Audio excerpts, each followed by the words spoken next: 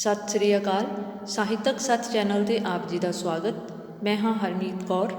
ਅੱਜ ਦੀ ਕਲਾਸ ਵਿੱਚ ਅਸੀਂ ਬਾਬਾ ਫਰੀਦ ਦੇ ਸ਼ਲੋਕਾਂ ਦੀ ਹੀ ਪ੍ਰਸੰਗ ਸਹਿਤ ਵਿਆਖਿਆ ਕਰਨ ਜਾ ਰਹੇ ਹਾਂ।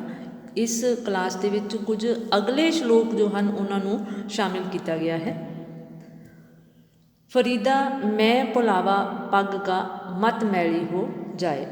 ਬਾਬਾ ਫਰੀਦ ਜੀ ਮਨੁੱਖ ਦੀ ਮਨੋਬਿਰਤੀ ਨੂੰ ਬਿਆਨਦਿਆਂ ਹੋਇਆਂ ਕਹਿ ਰਹੇ ਨੇ ਕਿ ਫਰੀਦਾ ਮੈਂ ਭੁਲਾਵਾ ਪੱਗ ਕਾ, ਯਾਨੀ ਕਿ ਇਸ ਸੰਸਾਰ ਦੇ ਵਿੱਚ ਹਰ ਮਨੁੱਖ ਜੋ ਹੈ ਉਹ ਮੈਂ ਦਾ, ਹਉਮੈ ਦਾ ਸ਼ਿਕਾਰ ਹੋ ਕੇ ਇਹਦੇ ਵਿੱਚ ਖੁੱਭਿਆ ਰਹਿੰਦਾ ਹੈ ਜਾਂ ਭੁੱਲਿਆ ਰਹਿੰਦਾ ਹੈ। ਇਹਨਾਂ ਵਹਿਮਾਂ ਦਾ ਸ਼ਿਕਾਰ ਹੋਇਆ ਰਹਿੰਦਾ ਹੈ ਕਿ ਪੱਗ ਦਾ, ਕਿ ਜੋ ਸੰਸਾਰਿਕ ਮਾਣ ਇੱਜ਼ਤ ਹੈ, ਮਾਣ ਸਨਮਾਨ ਹੈ, ਉਹ ਕਿਤੇ ਘੱਟ ਨਾ ਹੋ ਜਾਵੇ, ਉਹ ਨਿਰੰਤਰ ਵਧਣਾ ਚਾਹੀਦਾ ਹੈ ਔਰ ਇਸੇ ਦੇ ਲਈ ਸਾਰੀ ਉਮਰ ਜੱਦੋ ਜਹਿਦ ਕਰਦਾ ਹੈ। ਪਰ ਕਵੀ ਕਹਿ ਰਿਹਾ ਹੈ ਕਿ ਮੈਂ ਭੁਲਾਵਾ ਪੱਗ ਦਾ ਮਤ ਮੈਲੀ ਹੋ ਜਾਏ, ਭਾਵ ਇਸ ਸੰਸਾਰਿਕ ਇੱਜ਼ਤ ਆਬਰੂ ਨੂੰ ਬਚਾਉਣ ਦੇ ਲਈ ਸਾਰੀ ਉਮਰ ਮਨੁੱਖ ਜੱਦੋ ਜਹਿਦ ਕਰਦਾ ਹੈ ਕਿ ਸਿਰ ਦੇ ਉੱਤੇ ਜੋ ਪੱਗ ਧਾਰਨ ਕੀਤੀ ਹੋਈ ਹੈ, ਸੰਸਾਰਿਕ ਜੋ ਸਮਾਜ ਵਿੱਚ ਜੋ ਮਾਣ ਸਨਮਾਨ ਹੈ, ਇਹ ਨਾ ਕਿਤੇ ਘੱਟ ਹੋ ਜਾਵੇ, ਇਹ ਨਿਰੰਤਰ ਵਧਣਾ ਚਾਹੀਦਾ ਹੈ। ਇਹ ਪੱਗ ਨੂੰ ਕੋਈ ਦਾਗ ਨਾ ਲੱਗੇ, ਪੱਗ ਮੈਲੀ ਨਾ ਹੋ ਜਾਏ, ਪਰ ਗਹਿਲਾ ਰੂਹ ਨਾ ਜਾਣੇ ਸਿਰ ਭੀ ਮਿੱਟੀ ਖਾਏ। ਕਿ ਇਹ ਮਨੁੱਖ ਜੋ ਹੈ ਕਿੰਨਾ ਅਣਜਾਣ ਹੈ, ਕਿੰਨਾ ਜੋ ਹੈ ਕਮਲਾ ਹੈ, ਉਹ ਇਸ ਗੱਲ ਨੂੰ ਤਾਂ ਜਾਣਦਾ ਹੀ ਨਹੀਂ, ਉਸਦੀ ਰੂਹ ਜਿਹੜੀ ਹੈ ਇਸ ਗੱਲ ਤੋਂ ਵਾਕਿਫ ਹੀ ਨਹੀਂ ਕਿ ਤੂੰ ਜਿਸ ਪੱਗ ਦੀ ਫਿਕਰ ਦੇ ਵਿੱਚ ਗਲਤਾਨ ਹੈ, ਇਸ ਪੱਗ ਨੇ ਤਾਂ ਕੀ, ਜਿਸ ਸਿਰ ਦੇ ਉੱਤੇ ਪੱਗ ਤੂੰ ਧਾਰਨ ਕੀਤੀ ਹੋਈ ਹੈ, ਇਸ ਸਿਰ ਨੇ ਵੀ ਅੰਤ ਨੂੰ ਮਿੱਟੀ ਦੇ ਵਿੱਚ ਸਮਾ ਜਾਣਾ ਹੈ, ਕਬਰਾਂ ਦੇ ਵਿੱਚ ਸਮਾ ਜਾਣਾ ਹੈ। ਭਾਵ ਹੇ ਮਨੁੱਖ, ਤੂੰ ਸੰਸਾਰਿਕ ਇੱਜ਼ਤ ਆਬਰੂ ਦੇ ਲਈ ਇੰਨੀ ਜੱਦੋ ਜਹਿਦ ਕਰ ਰਿਹਾ ਹੈ, ਜਦ ਕਿ ਤੇਰਾ ਤਾਂ ਇਸ ਸੰਸਾਰ ਦੇ ਵਿੱਚ ਸਰੀਰ ਹੀ ਜੋ ਹੈ ਨਾਸ਼ਵਾਨ ਹੈ, ਤੂੰ ਹੀ ਅਮਰ ਨਹੀਂ ਹੈ, ਤੂੰ ਹੀ ਸਾਰੇ ਇਸ ਸੰਸਾਰ ਦੇ ਉੱਤੇ ਸਦਾ ਲਈ ਨਹੀਂ ਬੈਠੇ ਰਹਿਣਾ। ਇਸ ਲਈ ਤੂੰ ਜੋ ਹੈ ਜਿਸ ਪੱਗ ਦੀ ਫਿਕਰ ਕਰ ਰਿਹਾ ਹੈ, ਪੱਗ ਤਾਂ ਕੀ, ਉਹ ਤਾਂ ਸਿਰ ਵੀ ਅੰਤ ਨੂੰ ਨਾਸ਼ਵਾਨ ਹੈ, ਮਨੁੱਖਾ ਦੇਹ ਹੀ ਨਾਸ਼ਵਾਨ ਹੈ, ਤੇਰੇ ਸਰੀਰ ਨੇ ਵੀ ਅੰਤ ਨੂੰ ਮਿੱਟੀ ਦੇ ਵਿੱਚ ਸਮਾ ਜਾਣਾ ਹੈ। ਇਸ ਲਈ ਪੱਗ ਦੀ ਫਿਕਰ ਕਰਨ ਦੀ ਥਾਵੇਂ ਤੂੰ ਸ਼ੁਭ ਕਰਮ ਕਰਨ ਵੱਲ ਆਪਣੇ ਮਨ ਨੂੰ ਇਕਾਗਰ ਕਰ। ਫਰੀਦਾ ਸ਼ੱਕਰ ਖੰਡ ਨਿਵਾਤ ਗੁੜ ਮਾਖਿਓ ਮਾਝਾ ਦੁੱਧ। ਕਵੀ ਕਹਿ ਰਿਹਾ ਹੈ ਕਿ ਸ਼ੱਕਰ ਖੰਡ ਨਿਵਾਤ ਤੋਂ ਭਾਵ ਹੈ ਮਿਸ਼ਰੀ, ਸ਼ੱਕਰ ਖੰਡ ਨਿਵਾਤ ਗੁੜ ਮਾਖਿਓ, ਮਾਖਿਓ ਯਾਨੀ ਕਿ ਸ਼ਹਿਦ, ਸ਼ੱਕਰ ਖੰਡ ਨਿਵਾਤ ਗੁੜ ਮਾਖਿਓ ਮਾਝਾ ਦੁੱਧ, ਤੇ ਮੱਝ ਦਾ ਦੁੱਧ, ਸ਼ੱਕਰ ਖੰਡ ਨਿਵਾਤ ਮਿਸ਼ਰੀ ਗੁੜ ਮਾਖਿਓ ਸ਼ਹਿਦ ਤੇ ਮੱਝ ਦਾ ਦੁੱਧ, ਇਹ ਸਾਰੀਆਂ ਜੋ ਦੁਨਿਆਵੀ ਚੀਜ਼ਾਂ ਹਨ, ਇਹਨਾਂ ਦੇ ਵਿੱਚ ਕੁਦਰਤੀ ਤੌਰ 'ਤੇ ਰਸ ਭਰਿਆ ਹੋਇਆ ਹੈ, ਮਿਠਾਸ ਹੈ। ਔਰ ਇਹ ਮਿਠਾਸ ਜੋ ਹੈ ਭਾਵ ਸੰਸਾਰ ਦੇ ਵਿੱਚ ਮਨੁੱਖ ਨੂੰ ਜੋ ਹੈ ਉਲਝਾਉਂਦੀ ਹੈ, ਮਨੁੱਖ ਨੂੰ ਵਿਸ਼ੇ ਵਿਕਾਰਾਂ ਦੇ ਵਾਲੇ ਪਾਸੇ ਤੋੜਦੀ ਹੈ। ਭਾਵ ਇਹ ਮਨੁੱਖ ਜੋ ਹੈ ਇਸ ਸੰਸਾਰ ਦੇ ਵਿੱਚ ਇਹਨਾਂ ਜੋ ਕੁਦਰਤੀ ਮਿਠਾਸ ਵਾਲੀਆਂ ਚੀਜ਼ਾਂ ਦੇ ਆਨੰਦ ਨੂੰ ਮਾਣਦਾ ਹੋਇਆ ਹੌਲੀ ਹੌਲੀ ਜੋ ਹੈ ਵਿਸ਼ੇ ਵਿਕਾਰਾਂ ਦੇ ਵਿੱਚ ਵੀ ਉਸ ਨੂੰ ਇੱਕ ਆਨੰਦ, ਇੱਕ ਮਿਠਾਸ ਮਹਿਸੂਸ ਹੋਣੀ ਸ਼ੁਰੂ ਹੋ ਜਾਂਦੀ ਹੈ ਔਰ ਇੱਥੋਂ ਹੀ ਮਨੁੱਖ ਦਾ ਪਤਨ ਸ਼ੁਰੂ ਹੁੰਦਾ ਹੈ। ਸਭੇ ਵਸਤੂ ਮਿੱਠੀਆਂ ਰੱਬ ਨਾ ਤੁੱਦਣ ਪੁੱਜਣ ਤੁਧ। ਕਵੀ ਕਹਿ ਰਿਹਾ ਕਿ ਇਹ ਸਾਰੀਆਂ ਵਸਤੂ ਤਾਂ ਕੁਦਰਤੀ ਤੌਰ 'ਤੇ ਮਿੱਠੀਆਂ ਹਨ, ਅਤੇ ਇਹਨਾਂ ਤੋਂ ਫਿਰ ਜੋ ਹੈ ਜੋ ਵਿਸ਼ੇ ਵਿਕਾਰ ਵੀ ਤੈਨੂੰ ਚੰਗੇ ਲੱਗਣੇ ਸ਼ੁਰੂ ਹੋ ਜਾਂਦੇ ਹਨ। ਪਰ ਇਹ ਸਾਰੀਆਂ ਚੀਜ਼ਾਂ ਜਿਹੜੀਆਂ ਹਨ ਮਿੱਠੀਆਂ ਤਾਂ ਬੇਸ਼ੱਕ ਹਨ, ਪਰ ਰੱਬ ਨਾ ਪੁੱਜਣ ਤੁਧ। ਪਰ ਜੋ ਰੱਬ ਹੈ ਭਾਵ ਜੋ ਚੰਗੇ ਕਰਮਾਂ ਵਾਲੇ ਪਾਸੇ ਤੈਨੂੰ ਨਹੀਂ ਹੋੜਦੀਆਂ, ਚੰਗੇ ਕਰਮਾਂ ਨੂੰ ਨਾਮ ਸਿਮਰਨ ਜਾਂ ਬੰਦਗੀ ਦੀ ਜੋ ਮਿਠਾਸ ਹੈ, ਇਹਨਾਂ ਸਾਰੀਆਂ ਵਸਤੂਆਂ ਨਾਲੋਂ ਅਕਹਿ ਹੈ। ਇਹਨਾਂ ਦਾ ਉਸ ਦੇ ਨਾਲ ਕੋਈ ਵੀ ਤੁਲਨਾ ਨਹੀਂ ਕੀਤੀ ਜਾ ਸਕਦੀ, ਬਰਾਬਰੀ ਨਹੀਂ ਕੀਤੀ ਜਾ ਸਕਦੀ। ਇਸ ਲਈ ਇਸ ਸੰਸਾਰ ਵਿੱਚ ਰਹਿੰਦਿਆਂ ਹੋਇਆਂ ਹੇ ਮਨੁੱਖ, ਤੂੰ ਚੰਗੇ ਕਰਮ ਕਰ, ਇਹ ਚੰਗੇ ਕਰਮ ਹੀ ਤੈਨੂੰ ਜੋ ਹੈ ਤੈਨੂੰ ਅਗਲੇ ਜਹਾਨ ਦੇ ਵਿੱਚ ਔਰ ਇਸ ਸੰਸਾਰ ਦੇ ਵਿੱਚ ਜੋ ਹੈ ਚੰਗਿਆਈਆਂ ਦਾ ਭਾਗੀ ਬਣਾਉਣਗੇ। ਫਰੀਦਾ ਰੋਟੀ ਮੇਰੀ ਕਾਠ ਕੀ ਲਾਵਣ ਮੇਰੀ ਭੁੱਖ। ਬਾਬਾ ਫਰੀਦ ਜੀ ਕਹਿ ਰਹੇ ਨੇ ਕਿ ਰੋਟੀ ਮੇਰੀ ਕਾਠ ਕੀ, ਭਾਵ ਜੋ ਵੀ ਰੁੱਖੀ ਮਿੱਸੀ ਜੋ ਮੋਟਾ ਸੋਟਾ ਅਨਾਜ ਹੈ ਉਹੀ ਮੇਰੀ ਖੁਰਾਕ ਹੈ। ਭਾਵ ਇੱਕ ਫਕੀਰ ਦੇ ਲਈ, ਇੱਕ ਮਨੁੱਖ ਨੂੰ ਇਸ ਸਮਾਜ ਦੇ ਵਿੱਚ, ਸੰਸਾਰ ਦੇ ਵਿੱਚ ਜਿਉਣ ਦੇ ਲਈ, ਜਿਉਂਦੇ ਰਹਿਣ ਦੇ ਲਈ ਅਨਾਜ ਖਾਣਾ ਜੋ ਹੈ ਜ਼ਰੂਰੀ ਹੈ। ਅਨਾਜ ਖਾਣ ਲਈ ਮਨੁੱਖ ਨਹੀਂ ਜਿਉ ਰਿਹਾ, ਬਲਕਿ ਜਿਉਣ ਦੇ ਲਈ ਖਾ ਰਿਹਾ ਹੈ। ਔਰ ਉਹ ਮੋਟਾ ਸੋਟਾ ਕਿਹੋ ਜਿਹਾ ਵੀ ਹੋਵੇ, ਉਸ ਦੇ ਵਿੱਚ ਸੰਤੁਸ਼ਟੀ ਹੋਣੀ ਚਾਹੀਦੀ ਹੈ। ਲਾਵਣ ਮੇਰੀ ਭੁੱਖ, ਜਦੋਂ ਇਨਸਾਨ ਜੋ ਹੈ ਕੰਮ ਦੇ ਵਿੱਚ ਰੁੱਝਿਆ ਹੋਵੇਗਾ, ਖੁੱਭਿਆ ਹੋਵੇਗਾ, ਮਿਹਨਤੀ ਇਨਸਾਨ ਜੋ ਹੈ ਉਸ ਦੇ ਲਈ ਇਹ ਗੱਲ ਮਾਇਨੇ ਨਹੀਂ ਰੱਖਦੀ ਕਿ ਉਸ ਨੂੰ ਖਾਣ ਦੇ ਲਈ ਕੀ ਮਿਲ ਰਿਹਾ ਹੈ, ਬਲਕਿ ਮਿਹਨਤ ਤੋਂ ਬਾਅਦ ਜੋ ਹੈ ਉਸ ਦੇ ਸਰੀਰ ਦੇ ਵਿੱਚ ਜੋ ਭੁੱਖ ਪੈਦਾ ਹੋਈ ਹੈ, ਉਹ ਭੁੱਖ ਜੋ ਹੈ ਰੁੱਖਾ ਸੁੱਖਾ ਖਾ ਕੇ ਵੀ ਸੰਤੁਸ਼ਟ ਹੋ ਜਾਂਦੀ ਹੈ। ਜਿੰਨਾ ਖਾਧੀ ਚੋਪੜੀ ਘੜੇ ਸਹਿਣਗੇ ਦੁੱਖ। ਪਰ ਕਵੀ ਕਹਿ ਰਿਹਾ ਹੈ ਕਿ ਕੁਝ ਸੰਸਾਰ ਦੇ ਵਿੱਚ ਅਜਿਹੇ ਜੀਵ ਹਨ ਜੋ ਸਿਰਫ ਚੰਗਾ ਖਾਣ ਪੀਣ ਦੇ ਲਈ ਹੀ ਇਸ ਸੰਸਾਰ ਦੇ ਵਿੱਚ ਸੋਚਦੇ ਹਨ ਕਿ ਉਹਨਾਂ ਦਾ ਆਗਮਨ ਹੋਇਆ ਹੈ। ਕਵੀ ਕਹਿ ਰਿਹਾ ਕਿ ਰੁੱਖਾ ਮਿੱਸਾ ਖਾ ਕੇ ਵੀ ਇਸ ਸੰਸਾਰ ਦੇ ਵਿੱਚ ਇੰਨਾ ਸੰਘਰਸ਼ ਕਰਨਾ ਪੈ ਰਿਹਾ ਹੈ, ਅਤੇ ਜਿਹੜੇ ਚੰਗੇ ਚੋਖੇ ਪਦਾਰਥ ਖਾਣ ਤੱਕ ਹੀ ਸੀਮਿਤ ਹੋ ਕੇ ਰਹਿ ਗਏ ਹਨ, ਉਹਨਾਂ ਨੂੰ ਕਿੰਨੇ ਕੁ ਦੁੱਖ ਜਾਂ ਕਸ਼ਟ ਸਹਾਰਨੇ ਪੈਣਗੇ। ਕਵੀ ਇਹਨਾਂ ਬਾਰੇ ਕਲਪਨਾ ਕਰ ਰਿਹਾ ਹੈ ਔਰ ਮਨੁੱਖ ਨੂੰ ਸੇਧ ਵੀ ਦੇ ਰਿਹਾ ਹੈ ਕਿ ਹੇ ਮਨੁੱਖ, ਤੂੰ ਇਸ ਸੰਸਾਰ ਦੇ ਉੱਤੇ ਸਿਰਫ ਖਾਣ ਪੀਣ ਵਾਸਤੇ ਨਹੀਂ ਆਇਆ, ਇਸ ਸੰਸਾਰ ਉੱਤੇ ਸ਼ੁਭ ਕਰਮ ਕਰਨ ਦੇ ਲਈ ਆਇਆ ਹੈ। ਤੇਰੇ ਸ਼ੁਭ ਕਰਮ ਹੀ ਜੋ ਹਨ ਤੇਰਾ ਅਗਲਾ ਜੀਵਨ ਜੋ ਹੈ ਉਸ ਨੂੰ ਚੰਗਾ ਬਣਾਉਣਗੇ ਜਾਂ ਖੁਸ਼ੀਆਂ ਭਰਿਆ ਬਣਾਉਣਗੇ। ਰੁੱਖੀ ਸੁੱਖੀ ਖਾਏ ਕੇ ਠੰਡਾ ਪਾਣੀ ਪੀਓ। ਫਿਰ ਬਾਬਾ ਫਰੀਦ ਜੀ ਮਨੁੱਖ ਨੂੰ ਜੀਵਨ ਦੇ ਵਿੱਚ ਸੰਤੁਸ਼ਟੀ ਧਾਰਨ ਕਰਨ ਦੇ ਲਈ ਪ੍ਰੇਰਦੇ ਹਨ ਕਿ ਜਿਸ ਮਨੁੱਖ ਦੇ ਵਿੱਚ ਸੰਤੁਸ਼ਟੀ ਹੈ ਉਹ ਰੁੱਖਾ ਸੁੱਖਾ ਖਾ ਕੇ, ਠੰਡਾ ਪਾਣੀ ਪੀ ਕੇ ਵੀ ਆਤਮਿਕ ਆਨੰਦ ਦੀ, ਪਰਮਾ ਆਨੰਦ ਦੀ ਪ੍ਰਾਪਤੀ ਕਰ ਸਕਦਾ ਹੈ। ਫਰੀਦਾ ਦੇਖ ਪਰਾਈ ਚੋਪੜੀ ਨਾ ਤਰਸਾਏ ਜਿਉ, ਕਿ ਹੇ ਮਨੁੱਖ, ਇਸ ਸੰਸਾਰ ਦੇ ਵਿੱਚ ਦੂਜਿਆਂ ਦੀ ਚੰਗੀ ਦੇਖ ਕੇ ਤੂੰ ਆਪਣੇ ਮਨ ਨੂੰ ਲਲਚਾ ਨਾ, ਮਨ ਨੂੰ ਤਰਸਾ ਨਾ।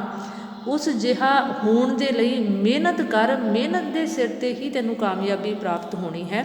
ਚੰਗੇ ਕਰਮ ਕਰ, ਚੰਗੇ ਕਰਮ ਕਰੇਗਾ ਤਾਂ ਤੈਨੂੰ ਇਸ ਸੰਸਾਰ ਦੇ ਵਿੱਚ ਕੀ, ਅਗਲੇ ਜਹਾਨ ਦੇ ਵਿੱਚ ਵੀ ਹਰ ਤਰ੍ਹਾਂ ਦੀਆਂ ਖੁਸ਼ੀਆਂ ਅਤੇ ਸੁੱਖ ਪ੍ਰਾਪਤ ਹੋਣਗੇ। ਇਸ ਲਈ ਰੁੱਖਾ ਸੁੱਖਾ ਜੋ ਵੀ ਮਿਲਿਆ ਹੈ ਖਾ ਪੀ ਕੇ ਆਪਣੇ ਮਨ ਨੂੰ, ਆਪਣੇ ਜੋ ਗਿਆਨ ਇੰਦਰੀਆਂ ਨੇ ਹਨ ਉਹਨਾਂ ਨੂੰ ਵਸ ਵਿੱਚ ਕਰਕੇ ਚੰਗੇ ਕਰਮਾਂ ਵਾਲੇ ਪਾਸੇ ਲਾਉਣ ਦੀ ਪ੍ਰੇਰਨਾ ਦਿੱਤੀ ਹੈ ਬਾਬਾ ਫਰੀਦ ਜੀ ਨੇ।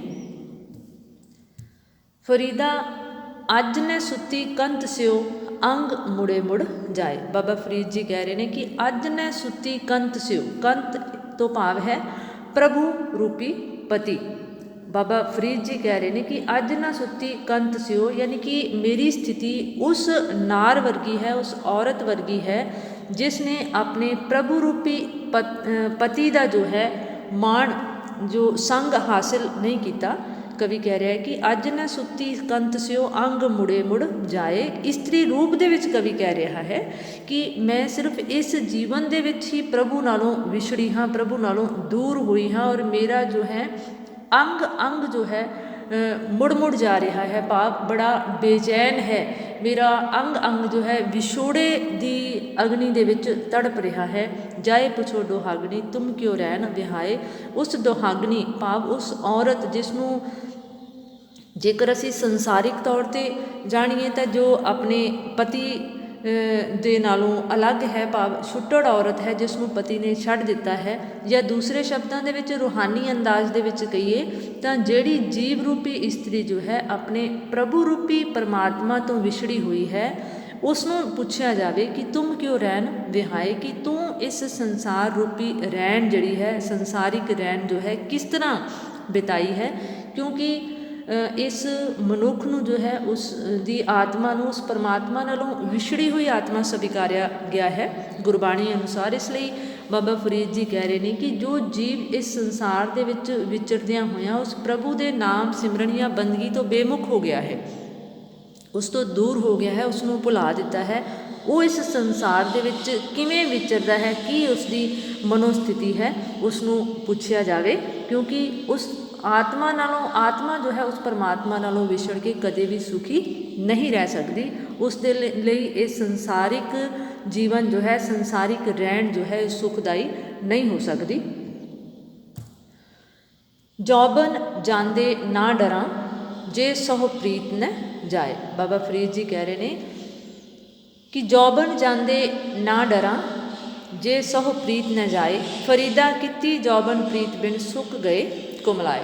ਬਾਬਾ ਫਰੀਦ ਜੀ ਫਰਮਾ ਰਹੇ ਨੇ ਕਿ ਇਹ ਜੌਬਨ ਭਾਵ ਇਹ ਜਵਾਨੀ ਜੇਕਰ ਚਲੀ ਜਾਵੇ, ਮੈਨੂੰ ਇਸ ਗੱਲ ਦਾ ਕੋਈ ਦੁੱਖ ਨਹੀਂ ਹੈ, ਕੋਈ ਚਿੰਤਾ ਨਹੀਂ ਹੈ, ਕਿਉਂਕਿ ਮੈਨੂੰ ਡਰ ਇਸ ਗੱਲ ਦਾ ਹੈ ਕਿ ਮੇਰੇ ਉਸ ਪ੍ਰਭੂ, ਉਸ ਪ੍ਰੀਤਮ, ਉਸ ਪਰਮਾਤਮਾ ਦੇ ਨਾਲ ਜੋ ਲਿਵ ਲੱਗੀ ਹੋਈ ਹੈ, ਜੋ ਪ੍ਰੀਤੀ ਹੈ, ਜੋ ਪਿਆਰ ਹੈ, ਜੋ ਮੋਹ ਹੈ, ਮੁਹੱਬਤ ਹੈ, ਉਹ ਨਹੀਂ ਟੁੱਟਣਾ ਚਾਹੀਦਾ, ਉਹ ਸਦੀਵੀ ਹੋਣਾ ਚਾਹੀਦਾ ਹੈ। ਇਸ ਦੇ ਬਦਲੇ ਬੇਸ਼ੱਕ ਮੇਰੀ ਜਵਾਨੀ ਜੋ ਹੈ ਇਹ ਸਾਰਾ ਜੀਵਨ ਚਲਿਆ ਜਾਏ, ਪਰ ਪ੍ਰਭੂ ਦੇ ਨਾਲੋਂ ਮੇਰਾ ਪਿਆਰ ਜੋ ਹੈ ਉਹ ਕਦੇ ਵੀ ਘਟੇ ਨਾ। ਫਰੀਦਾ ਕੀਤੀ ਜੌਬਨ ਪ੍ਰੀਤ ਬਿਨ ਸੁੱਕ ਗਏ ਕੁਮਲਾਏ। ਬਾਬਾ ਫਰੀਦ ਜੀ ਕਹਿ ਰਹੇ ਨੇ ਕਿ ਇਸ ਸੰਸਾਰ ਦੇ ਉੱਤੇ ਪਤਾ ਨਹੀਂ ਕਿੰਨੀਆਂ ਕੁ ਜੌਬਨ ਜੋ ਹੈ ਪ੍ਰੀਤ ਵਿਹੂਣੇ ਲੋਕ ਜਿਹੜੇ ਹਨ ਸੁੱਕ ਗਏ ਹਨ, ਕੁਮਲਾ ਗਏ ਹਨ। ਜਿਨ੍ਹਾਂ ਨੇ ਪ੍ਰਭੂ ਪ੍ਰੇਮ ਨੂੰ ਆਪਣੇ ਦਿਲੋਂ ਕੱਢ ਦਿੱਤਾ ਹੈ, ਉਹਨਾਂ ਦਾ ਭਾਵ ਇਸ ਸੰਸਾਰ 'ਤੇ ਮਨੁੱਖ ਦਾ ਜੋ ਸਰੀਰ ਹੈ ਉਹ ਨਾਸ਼ਵਾਨ ਹੈ। ਸਰੀਰ ਨੇ ਤਾਂ ਇੱਕ ਦਿਨ ਨਾਸ਼ ਹੋ ਹੀ ਜਾਣਾ ਹੈ, ਅਤੇ ਜੇਕਰ ਇਸ ਸਰੀਰ ਦੇ ਵਿੱਚ ਪ੍ਰਭੂ ਦੇ ਪ੍ਰੇਮ ਦੀ ਲਿਵ ਜਿਹੜੀ ਹੈ ਲਗਾ ਕੇ ਰੱਖੀ ਜਾਵੇ ਤਾਂ ਉਸ ਜੀਵ ਦਾ ਇਸ ਸੰਸਾਰ 'ਤੇ ਆਉਣਾ ਸਫਲ ਹੋ ਜਾਂਦਾ ਹੈ। ਕਿਉਂਕਿ ਜਦੋਂ ਸਰੀਰ ਨੇ ਅੰਤ ਨੂੰ ਨਾਸ਼ ਹੋਣਾ ਹੀ ਹੈ, ਅਤੇ ਪ੍ਰਭੂ ਦੇ ਪ੍ਰੀਤ ਦੇ ਬਿਨਾਂ ਜੋ ਹੈ ਇਹ ਨਹੀਂ ਸੁੱਕਣਾ ਚਾਹੀਦਾ, ਨਹੀਂ ਕੁਮਲਾਉਣਾ ਚਾਹੀਦਾ। ਇੱਕ ਤਰ੍ਹਾਂ ਨਾਲ ਇਸ ਸ਼ਲੋਕ ਦੇ ਵਿੱਚ ਬਾਬਾ ਫਰੀਦ ਜੀ ਨੇ ਮਨੁੱਖ ਨੂੰ ਇਸ ਸੰਸਾਰ ਵਿੱਚ ਰਹਿੰਦਿਆਂ ਹੋਇਆਂ ਪ੍ਰਭੂ ਚਰਨਾਂ ਦੇ ਨਾਲ ਲਿਵ ਲਾਉਣ ਦੇ ਲਈ ਪ੍ਰੇਰਿਤ ਕੀਤਾ ਹੈ। ਫਰੀਦਾਰ ਗਵਾਇਆ ਹੰਡ ਕੈ, ਚਾਰ ਗਵਾਇਆ ਸਮ।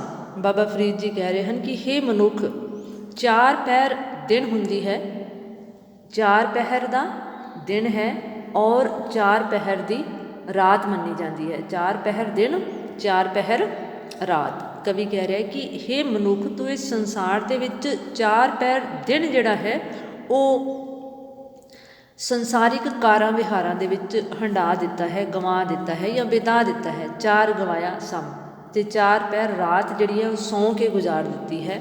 ਲੇਖਾ ਰੱਬ ਮੰਗੀਚਿਆ, ਤੂੰ ਆਹੋ ਕਿਹੜੇ ਕੰਮ। ਅਤੇ ਜਦੋਂ ਅੰਤ ਵੇਲੇ ਤੇਰੇ ਕੋਲੋਂ ਰੱਬ ਨੇ ਤੇਰੇ ਇਸ ਜੀਵਨ ਦਾ ਲੇਖਾ ਜੋਖਾ ਮੰਗਿਆ, ਤਾਂ ਤੂੰ ਕੀ ਉਸ ਨੂੰ ਜਵਾਬ ਦੇਵੇਂਗਾ ਕਿ ਤੂੰ ਇਸ ਸੰਸਾਰ ਦੇ ਵਿੱਚ ਕਿਹੜੇ ਕੰਮ ਕਰਨ ਦੇ ਲਈ ਆਇਆ ਸੈਂ।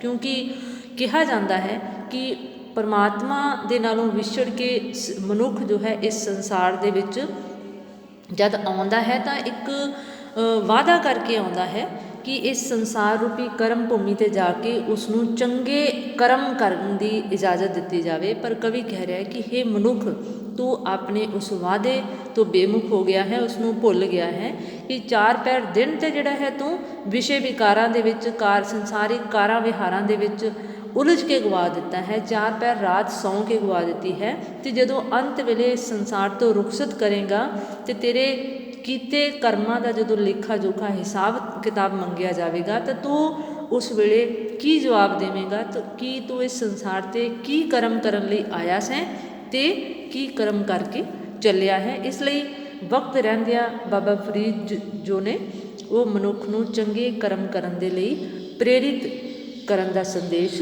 ਦੇ ਰਹੇ ਨੇ। ਧੰਨਵਾਦ।